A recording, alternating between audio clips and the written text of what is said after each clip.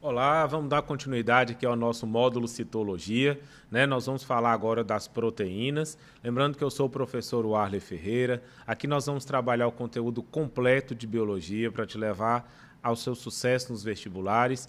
Vamos dar sequência aos compostos orgânicos, agora falando das proteínas. Mas não esquece de me seguir nas redes sociais. Meu Instagram é warleyfs_78. Se inscreve lá no meu canal, @warleyferreirabio. Lá vão ter dicas, lives, vídeos gratuitos. Pode me chamar no direct, vamos interagir. Estou lá à disposição para tirar qualquer dúvida de vocês. Coloca o slide na tela para a gente dar início à aula de hoje. Muito bem. As proteínas, mais uma vez aí na tela, né? A gente tem a imagem do que seriam então essas proteínas, né? As proteínas são compostos também orgânicos, portanto, formadas por carbono. Só que as proteínas, elas são chamadas também de polímeros. Vai ser muito comum, né, que a gente leia e que a gente ouça falar das proteínas como polímeros. Outros compostos orgânicos também são polímeros, né? Mas as proteínas fala-se muito disso. Fala-se muito da função plástica, da função construtora das proteínas. E toda proteína, como todo polímero, é formada de monômeros, que são moléculas menores. Então, um polímero nada mais é do que uma molécula grande formada pela união de várias moléculas menores.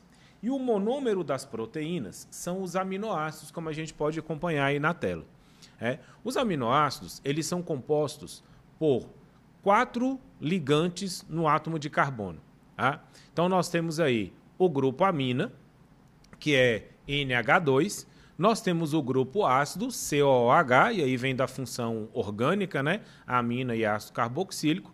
A esse carbono nós temos ligado também um hidrogênio e um radical. Essa é a constituição básica de todos os aminoácidos, tá? E olha, uma dica importante aqui, tá? Os aminoácidos têm a mesma constituição básica: grupo amina, hidrogênio e grupo ácido. O que vai diferenciar um aminoácido do outro? O radical. Então, essa estrutura que você está vendo aí na tela, de amina, hidrogênio e grupo ácido, todos os aminoácidos possuem. Existem na natureza apenas 20 tipos de aminoácidos e, portanto, 20 radicais. Cada um desses 20 tipos de aminoácidos ele vai se diferenciar pelo radical, que a gente pode observar alguns exemplos logo no próximo slide. Aqui a gente tem, então, alguns radicais de alguns aminoácidos. Então, aquela lá, o primeiro que você vê aí é a serina. Aquele radical está ligado no lugar do R do slide anterior. Então, se a gente retorna ao slide anterior, no lugar desse R vai estar ligada essa estrutura onde está escrito serina, da prolina, da arginina e assim por diante. Cada um dos 20 tipos de aminoácido tem, então, um radical que é específico dele e que determina qual é aquele aminoácido. Vários aminoácidos vão se ligar para compor, então, uma proteína. Lá na aula de carboidratos, nós vimos que 2 monossacarídeos fazem uma ligação glicosídica para formar um disacarídeo. Aqui nas proteínas, 2 aminoácidos fazem uma ligação peptídica para formar um aminoácido, uma proteína. Então, a ligação peptídica, PEP é um prefixo que lembra proteína. Tá? Então, dipeptídeo, polipeptídeo, oligopeptídeo. A gente está sempre falando de quantidades diferentes de aminoácidos. 2 aminoácidos formam um dipeptídeo. Vários aminoácidos formam um polipeptídeo. E aí, atenção, chega para mim aqui. Todo aminoácido vai se juntar para formar proteína. Acontece o seguinte: a proteína precisa ter uma quantidade mínima de aminoácidos. Preste atenção. Se houver mais de 50 ou mais aminoácidos, nós podemos chamar esse polipeptídeo de proteína. Se eu tiver até 49 aminoácidos ligados, continua sendo um polipeptídeo, porque há vários.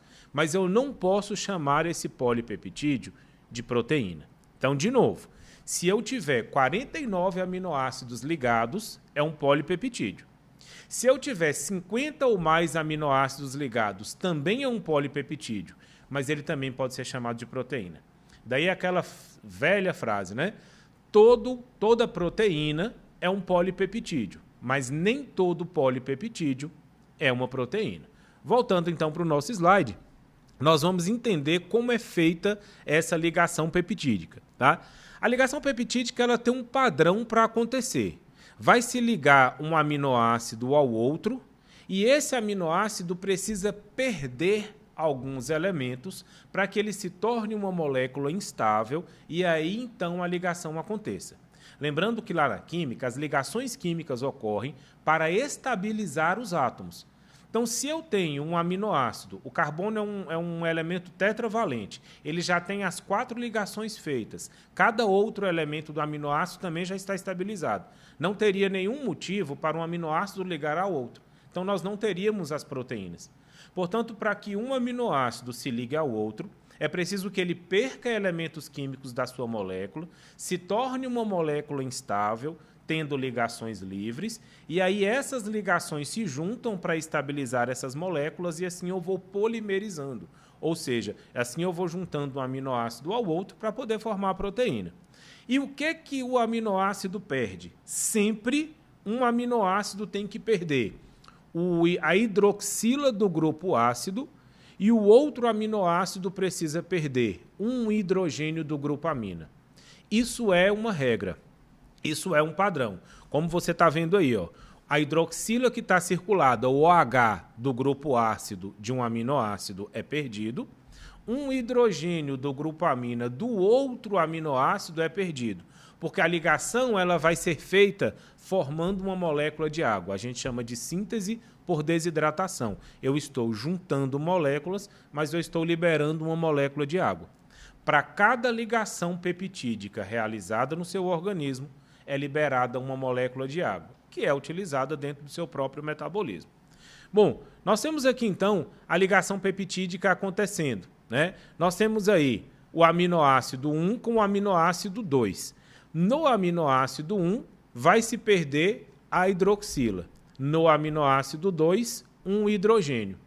Quando essa hidroxila for perdida, o carbono fica com uma ligação livre, o carbono da hidroxila, o carbono do grupo ácido. Então, se nós retornarmos aqui, ó, aquele OH que vai sair, ele vai deixar essa ligação com o carbono livre. O hidrogênio do outro aminoácido que vai sair também vai deixar uma ligação livre. E são essas duas ligações que vão ocorrer para formar um dipeptídeo.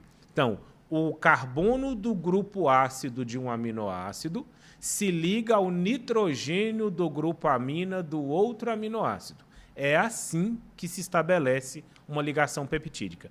Volta para mim aqui, por favor. Repetindo, porque essa dica ela é extremamente importante, tá? A ligação peptídica ocorre entre o carbono do grupo ácido de um aminoácido e o nitrogênio do grupo amina do outro aminoácido. E assim sucessivamente esses aminoácidos vão se ligando para poder formar então uma determinada proteína, se chegar a 50 aminoácidos. Se não, vamos ter apenas um polipeptídeo. Voltando aqui para os nossos slides, essa então é a ligação peptídica que você vai encontrar. Aqui a gente tem uma classificação das proteínas, não é algo muito explorado nas provas dos vestibulares. As proteínas elas podem ser simples ou derivadas. Uma proteína simples ela tem apenas uma cadeia de aminoácidos, ou seja, juntei vários aminoácidos e formei uma proteína. Mas nem sempre a proteína é só isso, né? As proteínas elas podem ser obtidas pela degradação por meio da ação de ácidos, bases ou enzimas de proteínas simples ou conjugadas, por exemplo, peptona. Olha, traduz isso para mim. Eu posso pegar uma proteína bem grande, quebrá-la em partes menores, que a gente vai chamar de peptona. Por exemplo, lá no meu estômago, quando você come carne, né, foi a um churrasco, comeu bastante carne, a carne é um alimento muito rico em proteína. E esse alimento muito rico em proteína, ele precisa ser digerido. Então, a nossa proteína ela é parcialmente digerida no estômago. Mas ela já não vira aminoácido no estômago. Primeiro ela vira peptona. É como se fossem pedaços de proteína. E esses pedaços de proteína terminam de ser digeridos no intestino para originar os aminoácidos. Isso seriam proteínas derivadas, né? Aqui a gente tem uma outra classificação que são as proteínas conjugadas. É aquela proteína que está além da camada da cadeia de aminoácidos, ela está associada a um outro composto. Então, olha aí no slide. Nucleoproteína é uma cadeia de aminoácidos, ou seja, uma proteína mais ácido nucleico. Lipoproteína. Lipoproteína é uma cadeia de aminoácidos, portanto, proteína associada a lipídio. Né? Quer ver uma situação bem prática assim, que a gente fala no dia a dia, principalmente quando faz exame de sangue de uma lipoproteína? Colesterol LDL e colesterol HDL. Lipoproteína de baixa densidade, HDL. Lipoproteína de alta densidade, lipoproteína de baixa densidade, LDL. Lipoproteína de alta densidade, HDL. São lipoproteínas que transportam, né, o colesterol dentro do nosso organismo. Então, se a proteína ela tem, além da cadeia de aminoácidos, mais um outro elemento, mais um outro composto, nós chamamos de proteína conjugada. Aqui a gente tem uma classificação dos aminoácidos, tá? Também não é muito explorado na prova, mas, como eu já disse em outros momentos, aqui nós não deixamos passar nenhum detalhe. Nós temos os aminoácidos essenciais e os aminoácidos não essenciais. Os essenciais são adquiridos pela nossa alimentação. São aqueles aminoácidos que nós não somos capazes de produzir. E nós vamos obtê-los principalmente a partir dos vegetais, que vão produzir essas proteínas. E os não essenciais são aqueles que o nosso próprio corpo produz. Não é necessário decorar essa tabela, saber quem é essencial, quem não é essencial. Isso não é algo explorado nos vestibulares. Quando a gente fala de uma proteína, ela tem um formato próprio, né? Então, se eu penso aqui nessa estrutura de um microfone, quer dizer que eu preciso ter cada elemento desse bem integrado, e esse microfone só vai funcionar se todas as peças, se toda a estrutura dele tiver no seu devido lugar, né? Se eu pego esse microfone aqui e desmonto e tiro essa parte, desenrosco, arranco o fio e deixo ele conectado, ligado, mas todo desmontado, ele não vai funcionar. Não tem como eu pegar todos esses mesmos elementos, mas desmanchar a estrutura de microfone. Para que ele seja capaz de captar a minha voz, ele precisa ter esse formato.